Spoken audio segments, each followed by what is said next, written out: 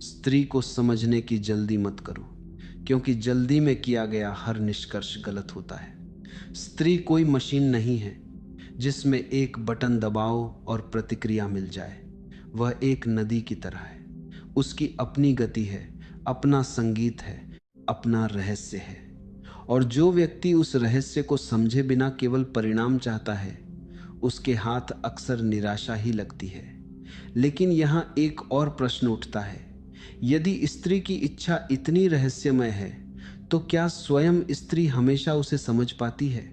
आश्चर्य की बात यह है कि कई बार नहीं, कई बार उसके भीतर कुछ घट रहा होता है, लेकिन वह उसे शब्दों में व्यक्त नहीं कर पाती। उसे केवल इतना महसूस होता है कि कुछ बदल रहा है। कोई दीवार धीरे धीरे नरम पड़ रही है, कोई दूरी कम होने लगी है, कोई उपस्थिति पहले से अधिक महत्वपूर्ण लगने लगी है। यही वह बिंदु है जहाँ से असली यात्रा शुरू होती है, क्योंकि स्त्री की चाहत का रहस्य उस जगह छिपा है जहाँ अधिकांश लोग देखने की कोशिश ही नहीं करते।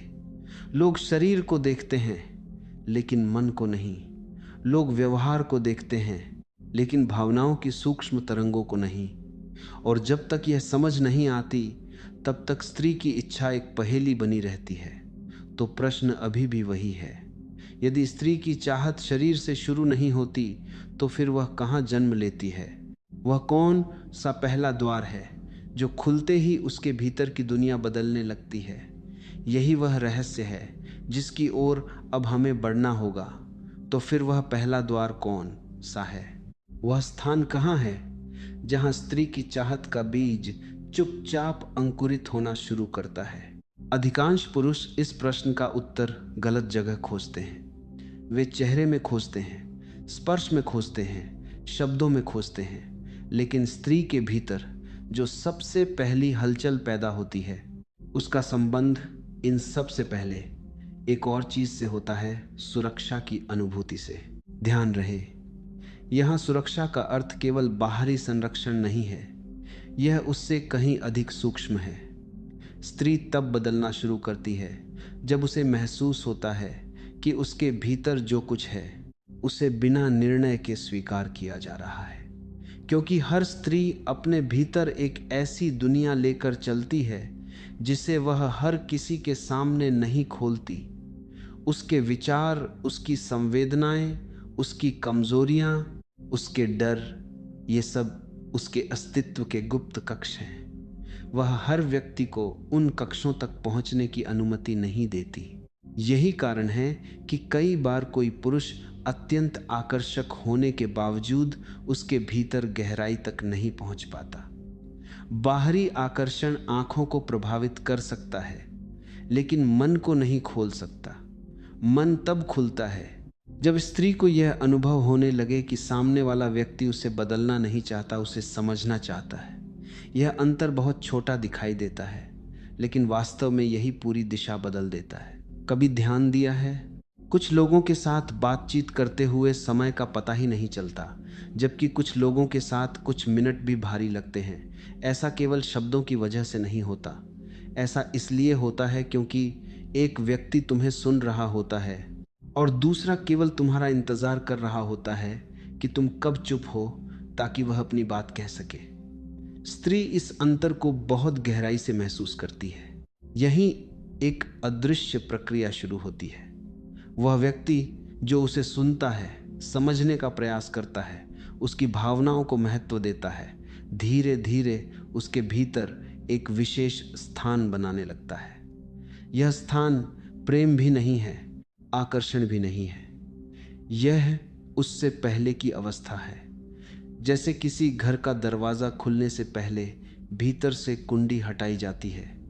बाहर खड़ा व्यक्ति उस कुंडी को देख नहीं सकता, लेकिन भीतर कुछ घट रहा होता है। और यही वह क्षण है जहां अधिकांश लोग अधीर हो जाते हैं। वे परिणाम चाहते हैं, जबकि स्त्री अभी प्रक्रिया में होती है। वह देख रही होती है, महसूस कर रही होती है, परख रही होती है। वह यह जानना चाहती है कि सामने वाले की उपस्थिति क्षणिक है या वास्तविक, क्योंकि उसके लिए निकटता केवल किसी पल का निर्णय नहीं, बल्कि विश्वास का परिणाम होती है। लेकिन एक और रहस्य है। विश्वास पैदा हो जाने के बाद भी चाहत तुरंत जन्म नहीं लेती। विश्वास केवल भूमि तैयार करता है। बीज अभी भी मिट्टी के भीतर है। और यही कहानी और रोचक हो जाती है, क्योंकि अब प्रश्न यह नहीं रह जाता कि स्त्री सुरक्षित महसूस करती है या नहीं। अब प्रश्न यह बन जाता है कि कौन सी बात उसे किसी व्यक्ति की ओर भीतर से खींचने लगती है।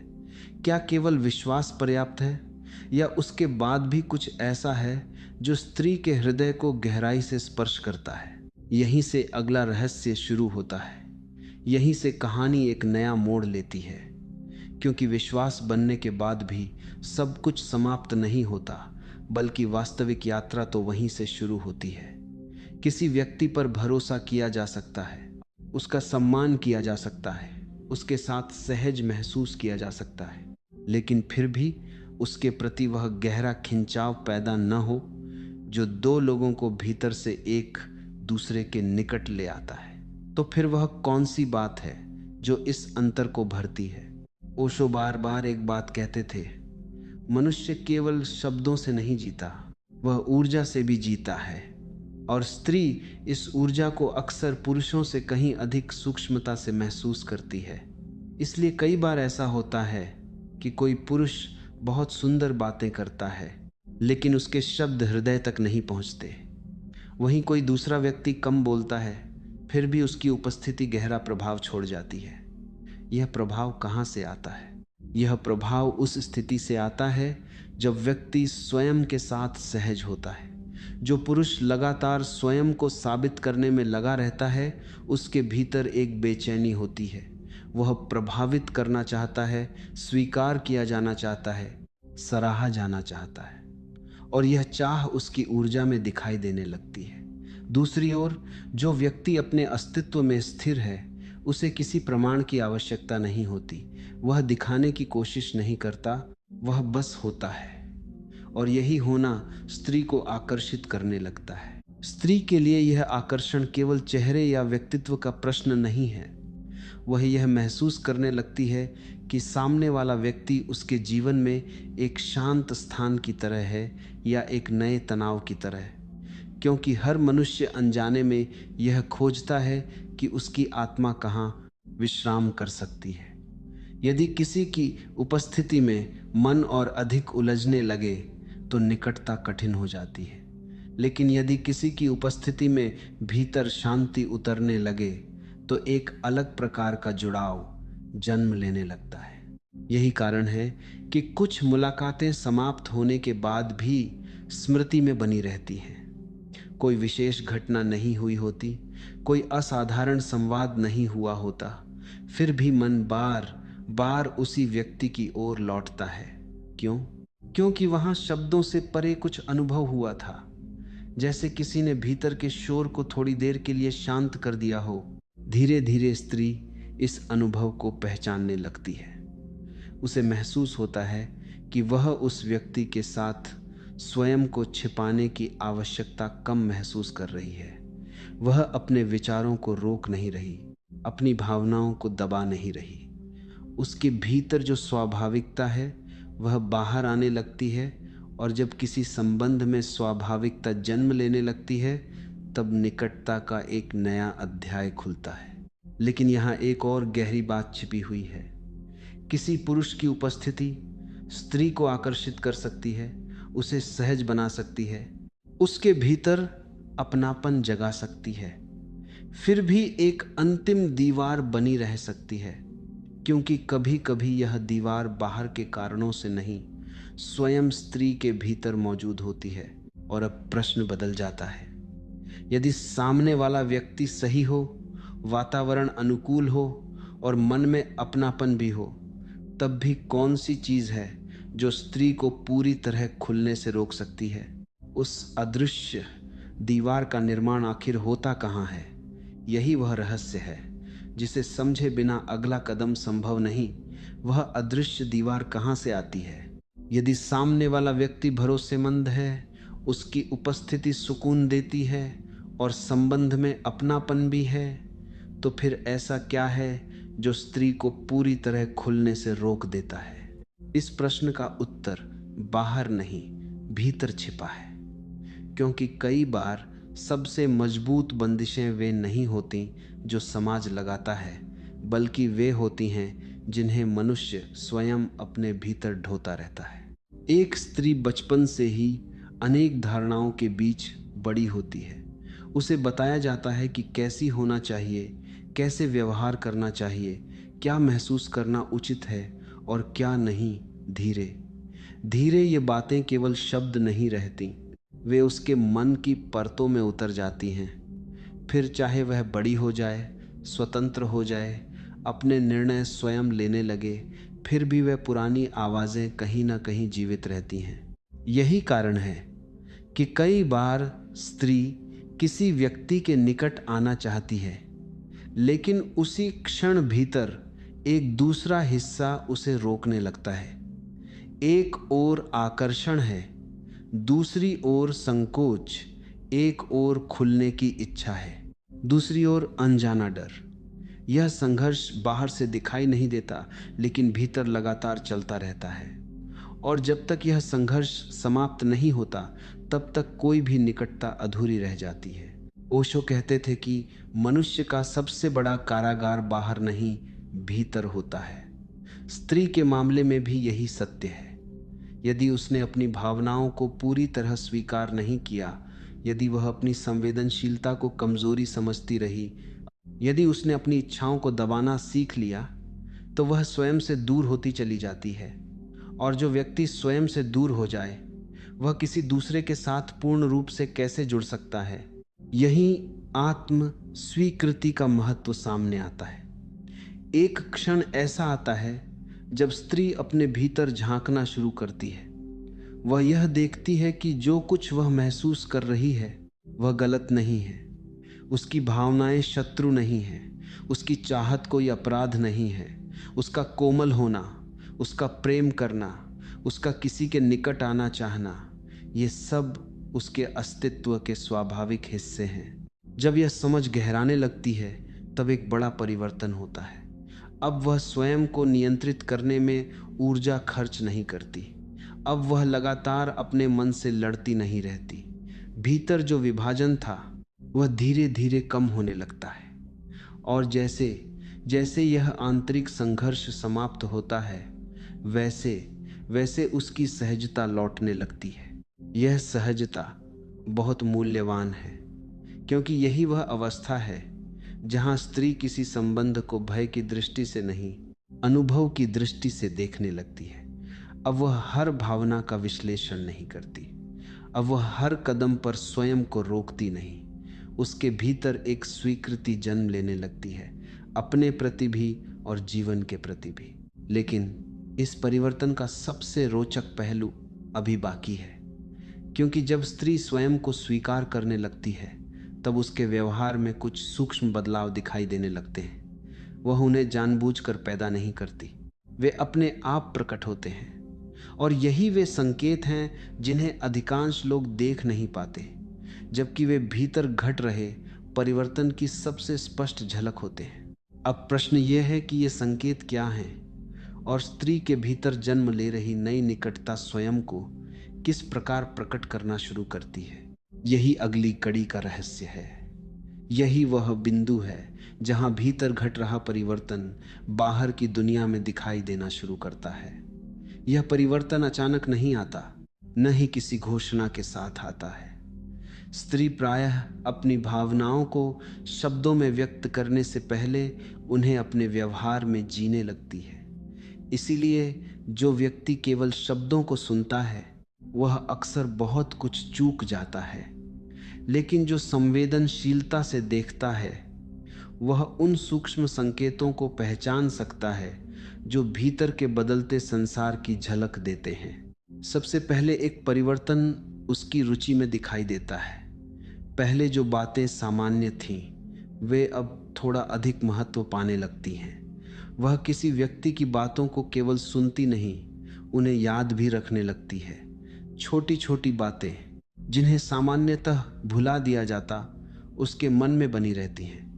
यह याद रखना केवल स्मृति का खेल नहीं है, यह उस मानसिक स्थान का संकेत है जो किसी को उसके भीतर मिलने लगा है।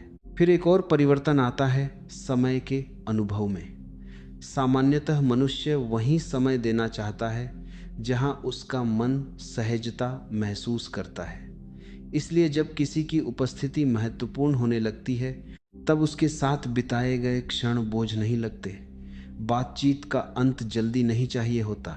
संवाद केवल जानकारी का आदान प्रदान नहीं रह जाता, बल्कि एक अनुभव बन जाता है।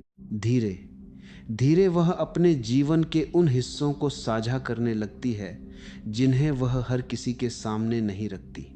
यह केवल घटनाएं बताने की बात नहीं है, यह अपने भीतर की दुनिया को दिखाने की प्रक्रिया है।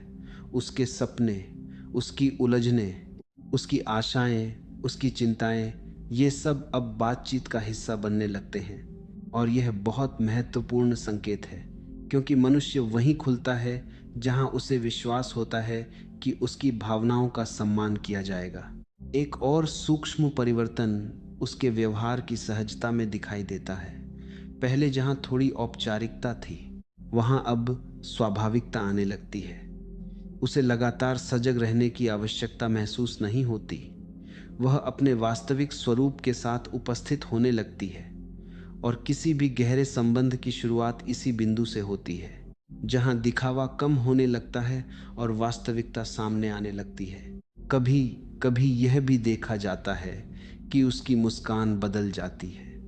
यह केवल चेहरे का भाव नहीं होता, बल्कि भीतर की सहजता का प्रतिबिंब होता है।